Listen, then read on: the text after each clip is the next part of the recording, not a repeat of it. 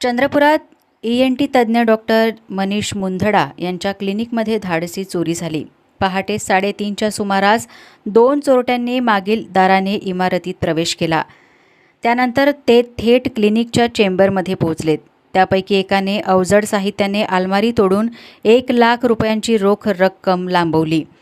एका बंद बॉक्समध्ये ठेवलेली काही कागदपत्रेही त्यांनी लांबवलीत। ही घटना CCTVत कैद झाली आहे। या प्रकरणी पोलिसांनी तातडीने कारवाई करण्याची मागणी ENT तज्ज्ञ डॉक्टर मनीष मुंदडा यांनी केली आहे।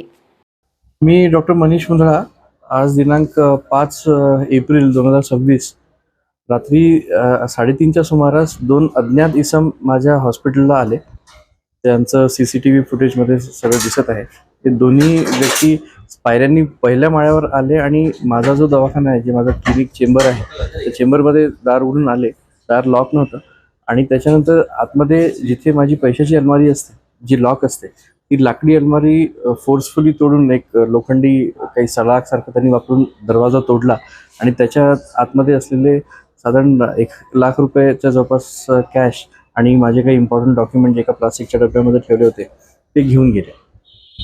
तर ही घटना अत्यंत निंदनीय आहे।